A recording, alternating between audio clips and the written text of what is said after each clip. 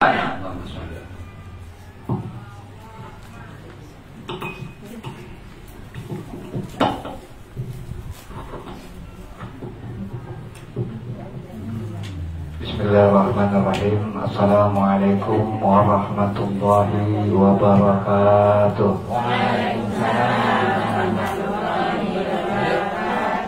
Alhamdulillahilladzi an'ama ni'matan liman wal islam wa ashhadu an la ilaha illallah wahdahu la syarikalah wa ashhadu anna Muhammadan abduhu wa rasuluhu la nabiyya ba'dah. Allahumma salli wa sallim wa barik ala sayyidina Muhammadin wa ala alihi wa sahbihi ajma'in, amma ba'du. Allahumma rabbi shrah li sadri wa yassir li amri wa hlul 'uqdatam min lisani yafqahu qawli. Alhamdulillah, puji beserta syukur marilah sama-sama kita panjatkan kehadirat Allah Subhanahu wa taala yang telah memberikan nikmat, sehat, hidayah dan taufiknya sehingga kita bisa kembali hadir dalam rangka kajian tafsir Al-Quran sekaligus acara Walimatul Hamd, yaitu acara 4 bulanan saudari kita Emilia yang darinya mudah-mudahan Allah berikan keberkahan, kebaikan buat si jabang bayinya. Dan begitu juga salam beserta salam tidak lupa marilah kita limpah curahkan kepada Nabi kita Muhammad sallallahu alaihi wasallam. Para ibu yang saya hormati dan mudah-mudahan Allah memuliakan.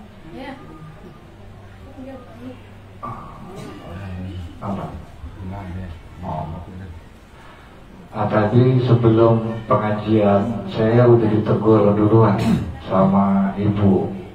Ditegur, dibilang, "Real, kalau lo lagi ada acara apa haul atau kayak sekarang nih acara 4 bulanan, kalau bisa kajiannya jangan keluar dari acara itu tadi." Oh, ibu saya bilang kan itu, kalau bisa kajiannya mengenai acara 4 bulanan. Saya bilang iya, insya Allah siap.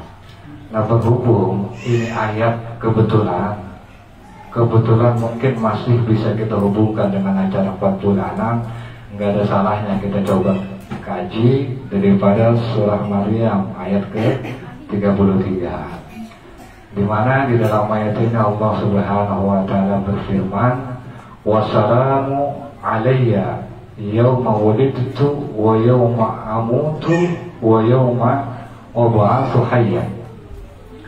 Wassalam, dan mudah-mudahan keselamatan alayya atasku yauma wulidtu, pada hari aku dilahirkan, wa yauma amutu, dan pada hari aku dimatikan, diwafatkan, wa yauma ub'atsu hayya, dan pada hari aku dibangkitkan hidup. Nah, di dalam tafsir ini Bu, saya selalu mengatakan sabaqa'an qulna fi qissati Yahya.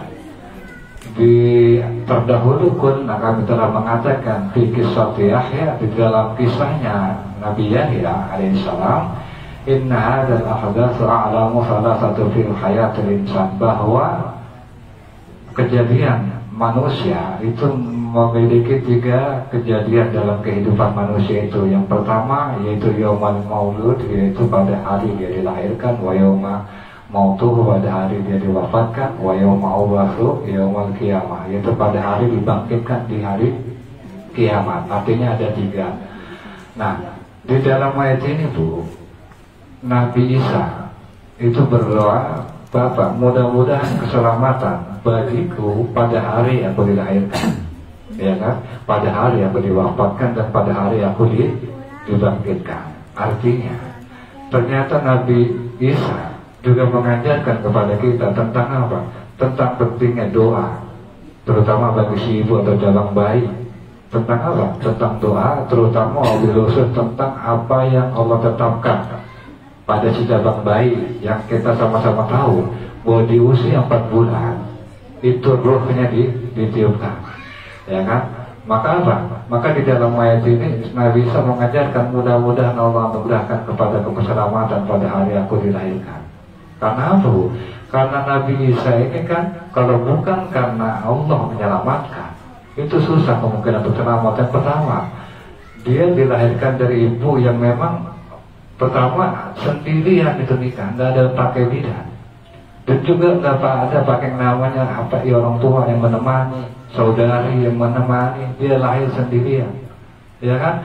Dan juga apa? Kalau nggak ada keselamatan yang diberikan oleh Allah, nggak mungkin juga Nabi apa?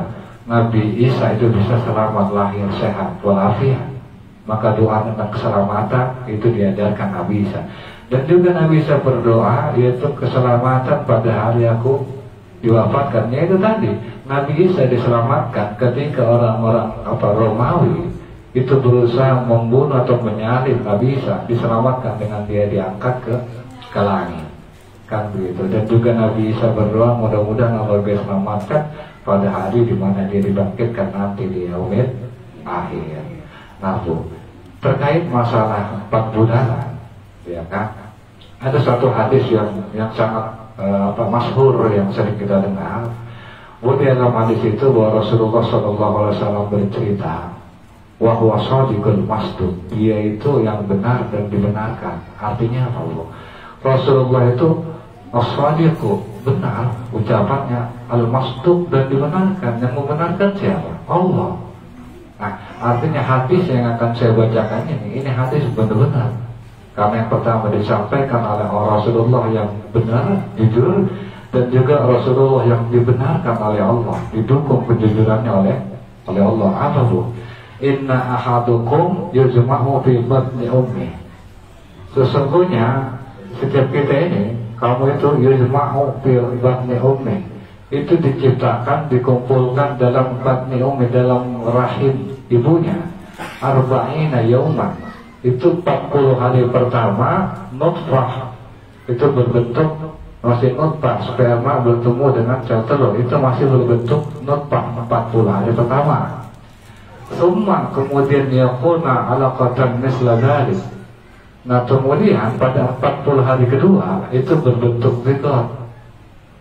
Dan juga summa yakuna mudghatan misla dzalik. Kemudian di 40 hari ketiga itu apa? Itu udah berbentuk daging.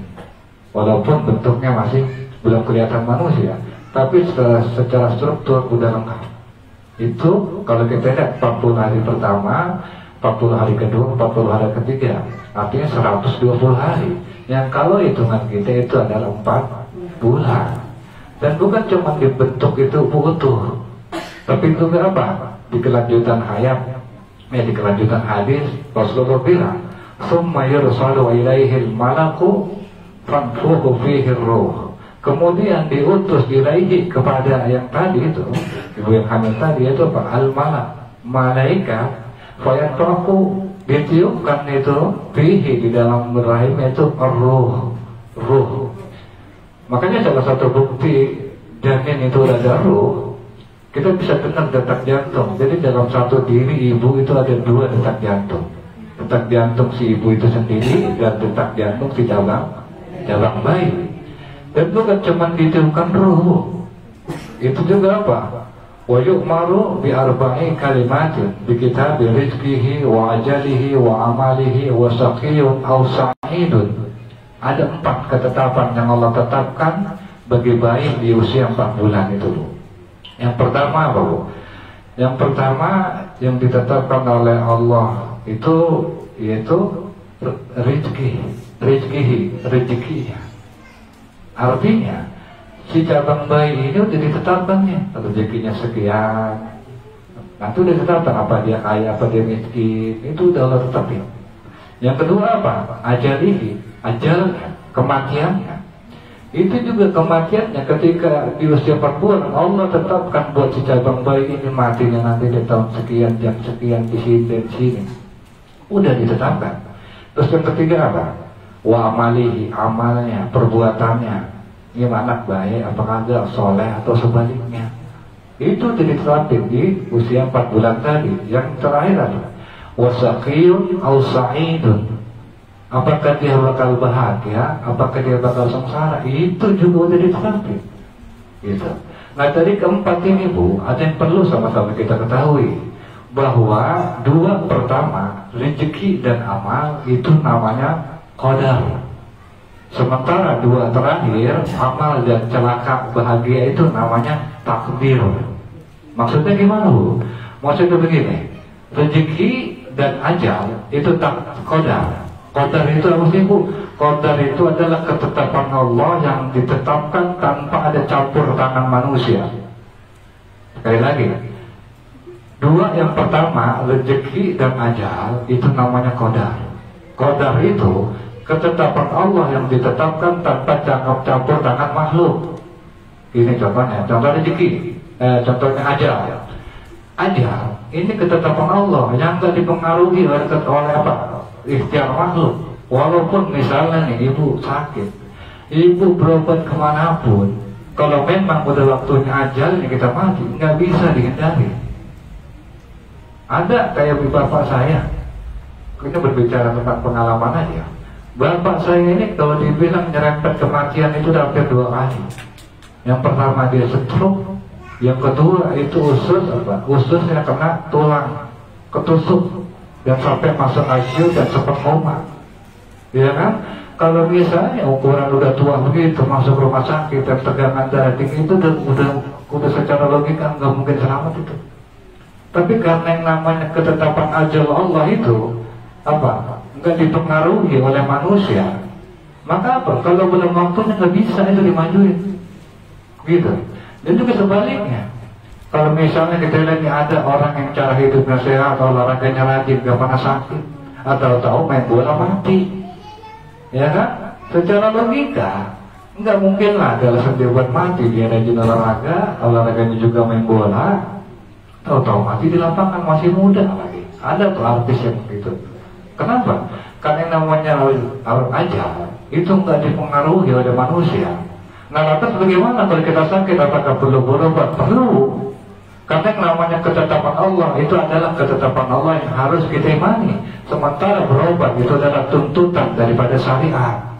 Tetap kita harus berobat. Mau sembuh mau enggak itu urusan Allah. Tapi yang namanya berobat itu tuntunan syariat, harus kita lakukan. Begitu, Bu. Itu terkait aja. Kenapa? Walikulli ummatin ajal.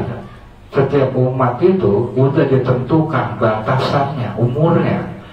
Faiza jaa ajaluhum, maka apabila telah datang ajalnya, ajal mereka, la yastakhiruna sa'ah, maka dia nggak bakal bisa mengakhiri, nggak bakal bisa menunda saatan sedetik pun. Wala yastaqdimun, dan juga dia nggak bisa mendahulukan, pengen buru-buru mati. Nggak sedikit orang pengen mati, nggak mati-mati. Kenapa? Karena memang namanya ajal bukan berdasarkan kemauan kita. Walaupun kita berharap pengen mati, nggak mati-mati. Ya kalau memang belum ajalnya, la yastaqdimun, nggak bakal bisa dimajuin juga. Kan begitu. Begitu juga rezeki. Rezeki ini merupakan qadar. Qadar itu adalah ketetapan Allah yang ditetapkan tanpa campur tangan manusia. Walaupun misalnya kita nyari rezeki duit mati-matian, kepala jadi kaki, kaki jadi kepala, kalau memang rezeki kita nyata cuma segayung pucung, mau dikata apa? Kan begitu. Nggak bisa kalau memang Allah ditetapkan itu rezeki rumah segayung pucung cukup. Ada orang yang kerjanya nggak seberapa, tapi kalau memang Allah tetapkan rezekinya lebih, tangan tuh nggak akan bisa nampung. Artinya, yang namanya rezeki itu merupakan qadar, ketetapan Allah yang nggak bisa dipengaruhi oleh ikhtiar manusia. Tapi apakah kita mesti ikhtiar? Harus. Rezeki itu ketentuan Allah yang mesti kita imani. Sementara nyari rezeki atau nyari duit adalah tuntunan syariat yang mesti kita lakukan. Begitu, Bu. Artinya masalah itu urus hasilnya itu urusan Allah. Sementara kita, tugas kita, kewajiban kita sebagai seorang beriman cari duit, cari rezeki. Begitu. Nah, sementara yang ketiga, yaitu amal dan celaka bahagianya, ini namanya takdir, bukan qadar. Apa pun dimaksud dengan takdir? Takdir itu adalah ketetapan Allah yang dikukuhkan berdasarkan ikhtiar manusia. Contoh, amal atau perbuatan. Kita mau jadi orang baik, pengen ditetapkan mau jadi orang baik, itu tinggal tergantung sama ibu. Kalau kita mau jadi baik, pengen jadi wanita soleha, yang pertama yang harus kita punya kan ilmu dulu. Nah, sementara ibu ada nggak keinginan memperbanyak ilmu? Kalau misalnya ibu ada keinginan memperbanyak ilmu, datang ke pengajian terus ibu paham, lantas ibu mengamalkan dari apa yang ibu paham tadi, maka ibu apa? Maka ibu Allah takdirkan menjadi orang baik. Ada alasan Allah mentakdirkan. Sementara ngaji juga males, pengen tahu udah nggak mau tahu dah. Yang penting hari ini bisa makan, kan begitu. Masalah besok mau surga mau neraka urusan nanti dah. Sementara kalau kita misalnya masa bodoh, nggak ada alasan juga Allah mentakdirkan ibu akan bisa beramal baik. Artinya, yang namanya takdir, yaitu perlu diusahakan. Kalau mau jadi orang baik, ya jalaninlah langkah-langkah. Pengen jadi orang baik, pertama tahu ilmunya. Udah tahu ilmunya, amalin dah tuh apa yang udah dipahamin tadi. Nah begitu, itu namanya takdir. Begitu juga celaka bahagia, mana ketetapan apakah kita bakal masuk surga apa neraka, udah ditetapkan. Cuman ketetapan Allah tentang nerakanya kita, surganya kita itu tergantung ibu. Ada nggak di diri ibu termasuk orang-orang yang dalam amalan itu adalah ahli surga? Misalnya, kan gitu. Kita lihat diri kita. Kalau misalnya kita memang ahli dalam amalan kita adalah amalan-amalan surga, pantaslah mudah-mudahan kita termasuk daripada golongan ahli-ahli surga. Nah, apa bu pelajaran yang kita bisa ambil terutama buat Emil, ya kan? Dan juga istri saya juga kebetulan hamil walaupun belum 4 bulan. Apa pelajaran yang bisa diambil? Jadi dianjurkan buat para ibu-ibu usia kandungan dari 0 sampai 4 bulan itu dianjurkan berdoa mengenai 4 poin tadi. Misalnya rezeki, kita berdoa, ya Allah berikanlah rezeki terbaikmu buat anak cabang bayi saya. Betapapun rezeki yang kau anugerahkan buat cabang bayi saya, jadikan rezekinya adalah rezeki yang berkah, yang bermanfaat buat orang tuanya, buat keluarganya, buat lingkungannya. Itu perlu didoain, terutama buat ibu yang hamil dari 0 sampai 4 bulan. Terus juga mengenai ajalnya, ya Allah, betapapun usia yang kau tetapkan buat anak saya, mau panjang kek, mau pendek kek, jadikan usianya adalah penuh keberkahan, jadikan usianya adalah penuh manfaat, terutama untuk apa? Untuk agamamu, terutama untuk seorang tuanya, terutama semua untuk keliling atau selingkungannya, jadikan keberkahan. Begitu juga terkait amal, ya Allah, jadikanlah perbuatan anak saya, amal yang dilakukan anak saya adalah amal-amal soleh, amal-amal yang bisa menjadikan kau redho, yang menjadikan kau bisa menjadi redho terhadap dia. Itu terkait amal, berdoa. Begitu juga terkait celaka dan enggaknya. Ya Allah, apapun yang kau tetapkan akan anak saya, apakah dicelaka atau enggak, saya berharap keridhaan kamu menjadikan dia orang yang bahagia, baik di dunia maupun di akhirat. Artinya apa bu?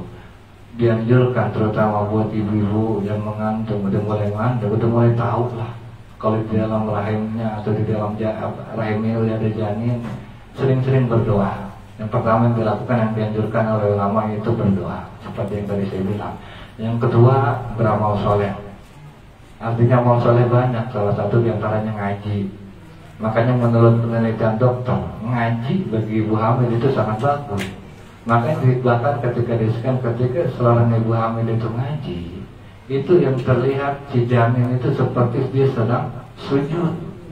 Dan gak sedikit cerita dari orang-orang yang misalnya yang pernah saya kenal, ternyata ngaji itu menjadikan salah satunya IQ si cabang bayi itu menjadi lebih bagus, lebih tinggi, dan itu mempengaruhi buat juga kesolehan nanti si cabang bayi. Ya mudah-mudahan dari apa yang kita kaji satu ayat juga terkait masalah 4 bulanan bisa bermanfaat buat kita semua, mobil khusus buat saudari Emil dan juga istri saya, sehingga dari apa yang disampaikan ini mudah-mudahan bisa menjadi pegangan, bisa menjadi misalnya tuntunan buat beliau, sehingga apa yang beliau harapkan bisa menjadi kenyataan dan kebaikan. Mungkin dari saya cukupkan sekian. Akhirul kalam, wassalamualaikum warahmatullahi wabarakatuh.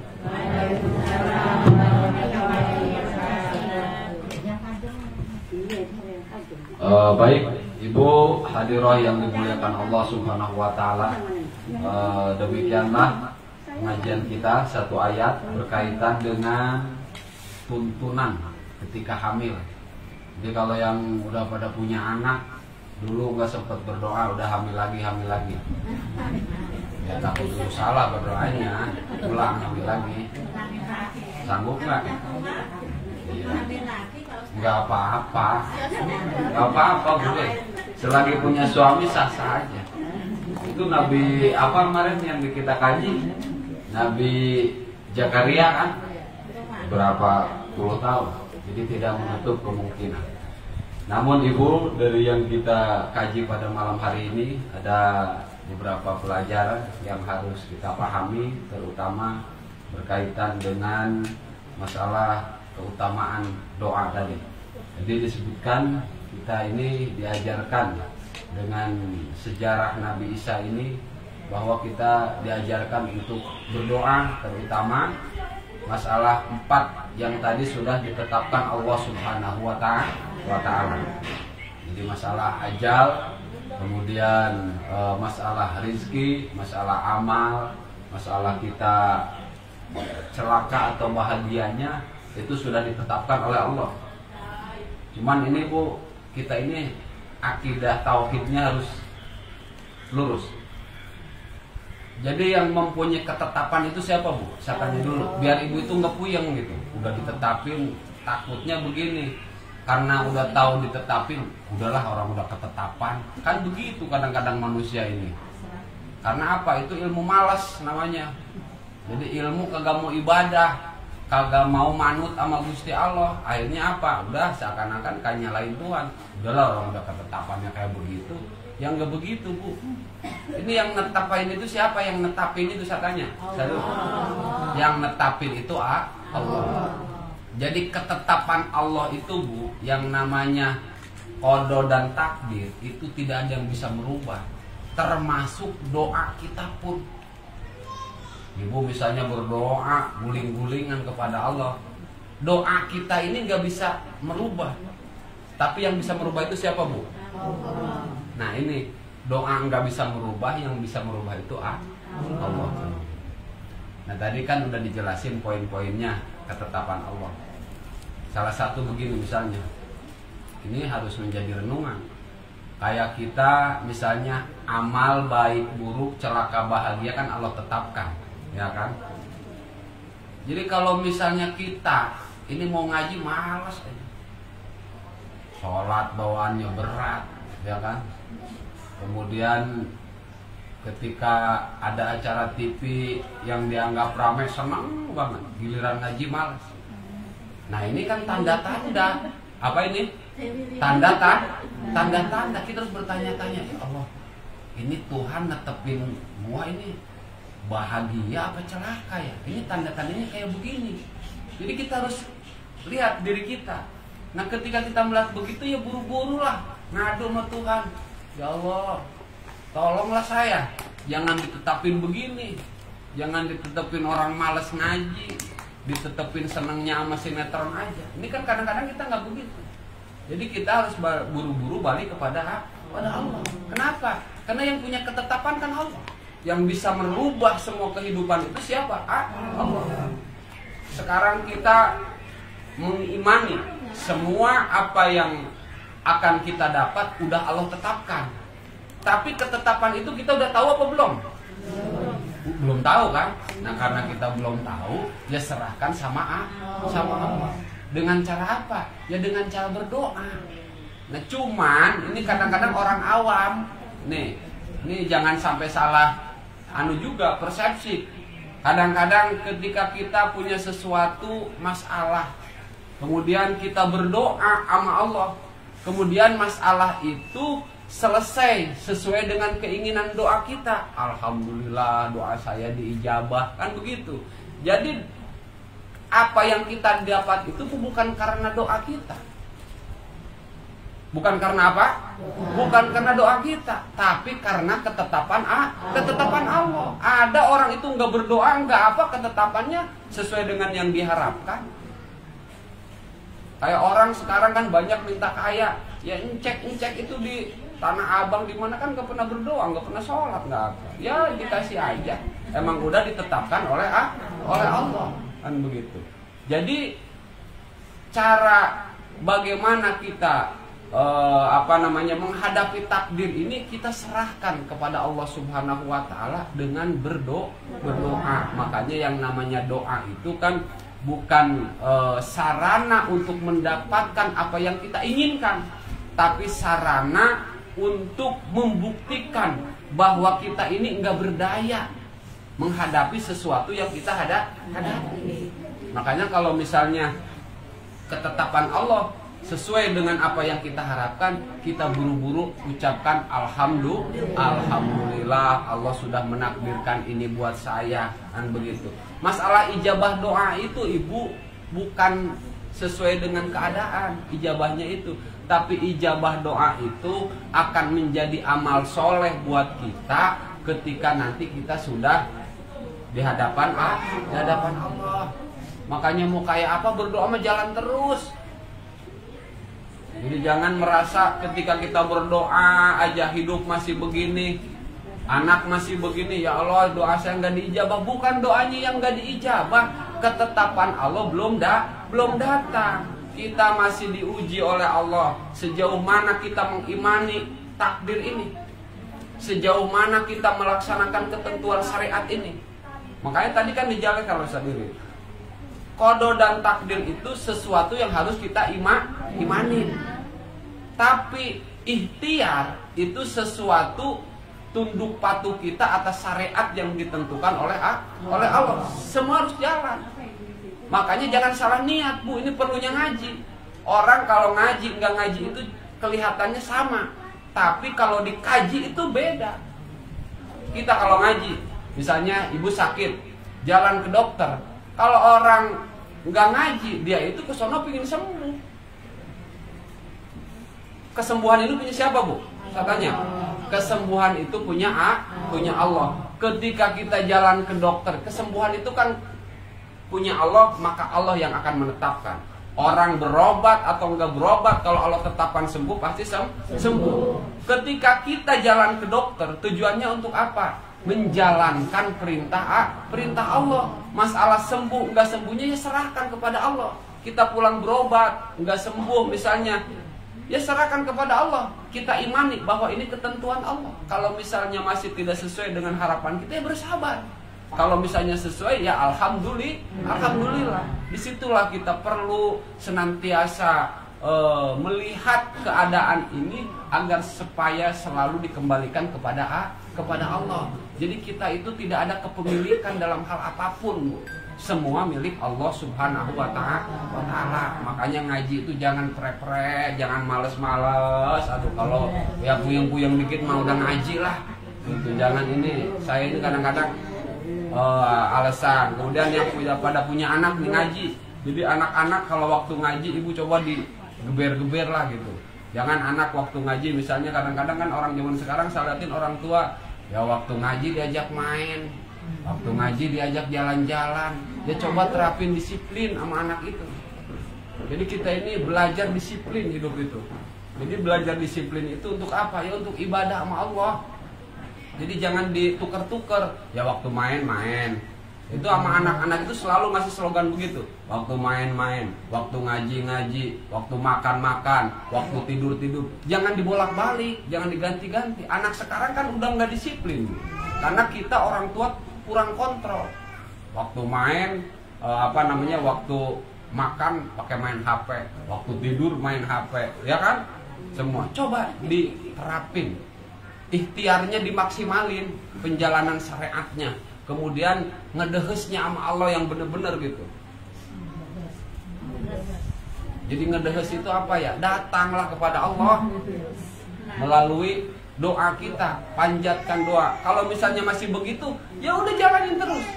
Jalanin terus. Suatu saat pertolongan Allah akan datang. Kebaikan Allah akan datang kepada kita. Makanya ini ngaji jangan sampai, saya emang gak berharap ngaji gitu banyak orang. Yang penting yang udah ada udah rawatin. Karena buat saya itu ngaji bukan masalah banyaknya ibu jamaah itu, tapi bagaimana ini punya kualitas menjadi satu amal soleh. Saya nggak mau pengajian ini hanya sebatas ritual, hanya sebatas kongko-kongko, tapi menjadi sarana pendekatan diri kepada Allah Subhanahu wa Ta'ala. Saya itu ngaji pingin amal soleh. Saya ngajar ngaji itu bukan amplop. Saya mengebutuh amplop. Tadi istri saya beli amplop banyak banget. Saya itu ngajar ngaji butuh amal soleh. Doain. Dan kita semua begitu. Jadi jangan dicari-cari yang gak mesti dicari. Sama Bu, nyari duit juga begitu, udah jalanin aja. Yang biasa dagang pete kayak ibu udah Ipin, ya udah jalan. Yang biasa dagang ini jalan, udah jalanin aja. Kita tujuannya bukan nyari duit. Jadi nyari duit ya kagak dapat duit, uring-uringan. Nah, ke pasar tujuannya nyari duit. Jadi dagang itu tujuannya bukan nyari duit, ngejalanin perintah Allah. Kalau kita udah bisa dagang, di situ dagang kita nggak ada tipu daya, bisa melayani orang dengan baik, alhamdulillah, udah menjalankan syariat. Jadi jangan takut hidup itu. Kadang-kadang kan kita ini manutnya ini, makanya belajar manut itu lama Bu, nggak bisa sebentar, lama ini. Apalagi kan ini saya perhatiin ngajinya ini kan yang telat semua kan, ya umur 40 baru telat semua kan begitu. Jadi jangan sampai kita ini karena generasi telat kan begitu. Coba anak kita ke bawah itu didorong supaya, karena ini kebanyakan yang anak-anaknya ada cucunya apa yang ngaji di rumah saya kan gitu. Kita dorong bersama-sama, kita ikhtiar semaksimal mungkin. Jangan sekali-kali memvonis. Ketika sekarang anak atau cucu kita atau saya juga sebagai gurunya ngelihat murid saya begini-begini, kita tidak boleh memvonis. Semua ujian dari Allah Subhanahu wa Ta'ala. Di akhir kita nggak tahu siapa yang akan mendapatkan kebahagiaan atau celaka, kan begitu. Kita udah serahkan kepada Allah. Jadi jangan sampai. Kenapa? Udah doain saja Bude, nggak usah dipikirin itu. Yang penting doain. Kalau misalnya dia waktu ngaji main HP ya tariklah HP-nya, ambil kan begitu. Jangan dijamin aja. Ya nggak apa-apa. Tapi kita ngambil ininya jangan dengan rasa benci, dengan marah, karena kita sayang. Tangan kita ngambil HP-nya, hati kita nyantel kepada Allah. Ya Allah, ini anak saya. Ya Allah, cucu saya, kan begitu. Tangannya ntar juga ketemu lah kalau jalannya udah pas. Kita semua ini lagi diuji. Tujuannya diuji itu untuk apa? Ya supaya kita lebih dekat kepada Allah, lebih sering datang kepada Allah. Itu yang pertama. Ini yang kedua Ibu, yang orang-orang dagang. Nih ada kan yang pada dagang-dagang di sini. Nih saya sebelum terlanjur, saya mesen kalau di laki-laki itu kemarin udah dikaji bab tentang riba. Ini nggak apa-apa, ini melenceng. Besok-besok ini yang suka minjem duit harian itu jangan sekali-kali. Pak Ustadz saya udah katanya, ya udah dan buru-buru lunasin. Jangan sekali-kali lah, sekali lagi. Itu nggak bakal berkah Ibu. Yang ada nanti merosot. Ini harus percaya, saya ini guru ngaji. Jadi saya sampaikan bukan karena kesel atau begini bagaimana sama jamaah sekalian, supaya berkah. Saya itu pantangan, tanya Musadiril semua keluarga saya itu pantangan untuk dalam masalah itu, untuk pakai duit-duit kayak begitu. Pokoknya dihindarin duit-duit seperti itu. Supaya apa? Supaya berkah. Biar kata kita cuman ya dagang cilok misalnya. Kan kalau berkah mah ya mudah-mudahan Allah nyukupin. Kan saya bilang tadi, kita ini kan berharap kepada Allah. Lah kitanya melengkar kepada Allah ya. Salah siapa? Jadi kalau emang ngarep Allah itu memberikan kebahagiaan kepada kita ya manut. Apa? Bude, manut sama Gusti Allah gitu. Jadi jangan ngelawan-lawan ya. Kita berusaha. Dengan kita semakin ngaji ke sini, saya terus terang kadang-kadang yang mulut saya sompral begini Ibu, saya terus terang sama keluarga juga sama begitu. Tanya Musadiril. Pokoknya kalau ada sesuatu yang keluar dari jalur agama, siapapun saya akan sampaikan. Apalagi kepada keluarga, karena keluarga itu menjadi tanggung jawab. Sekarang kepada jamaah, kepada murid-murid saya sama. Saya anak-anak ngaji itu kalau salah saya omelin, mau anak saya, mau ponakan, mau yang bukan ponakan, semua. Tapi saya hanya mulut saja, tapi batin saya tetap senantiasa berdoa pada Allah Subhanahu wa Ta'ala. Bahkan setiap habis sholat itu saya sekarang udah mulai enggak putus gitu mendoakan murid-murid ini. Karena apa? Kalau ikhtiar kita siapa sih ngaji sejam bu zaman sekarang itu kan, sejam itu kan rame-rame ya, kucuk-kucuk datang dari rumah. Ntar juga di rumah kadang-kadang ada yang ngobrol, ada yang apa. Kalau untuk pinter, untuk ini udah jauh. Kalau enggak pertolongan pertolongan Allah. Sama kita juga ini ngaji seminggu sekali. Padahal yang namanya syaratnya mencari ilmu itu kan waktu lizamani, waktunya harus panjang. Kita seminggu cuman sekali, satu kali pertemuan. Tapi mudah-mudahan yang satu pertemuan ini mempunyai kualitas untuk menjadi sarana pendekatan diri kita kepada Allah Subhanahu wa Ta'ala. Ini udah jam 9 lewat seperempat, mungkin cukup sekian. Kemudian yang terakhir Ibu mohon doanya. Saya besok insya Allah malam mau silaturahim ke kampung, mau haul ibu saya, kemudian ya pulang mau sendiri gitu besok. Karena anak-anak di sini kan sekolah, jadi saya jalan sendiri. Mohon doanya mudah-mudahan ya sehat walafiat. Ya kalau ada apa-apa yang Allah tentukan buat saya kan nggak tahu. Ya mohon dimaafkan segala kesalahan saya kan begitu. Karena apa? Takdir itu nggak tahu. Jadi jangan kita ini harapan boleh, tapi ketentuan-ketentuan yang tidak tahu inilah yang harus kita jalani. Jadi saya mohon doa dan mohon apabila ada sesuatu yang kurang berkenan dari ibu-ibu semua. Yang jelas semangat ngaji, anak-anak digembleng, kita bareng-bareng. Ibu mungkin di rumah juga ngegembleng, saya juga sama di pengajian sebagai ikhtiar kita supaya kita sama-sama bahagia, sama-sama selamat baik di dunia atau di akhirat. Amin ya Allah ya Rabbal alamin. Tilkan niyah wa bijahin Nabi Muhammad sallallahu alaihi wasallam. Al-Fatihah.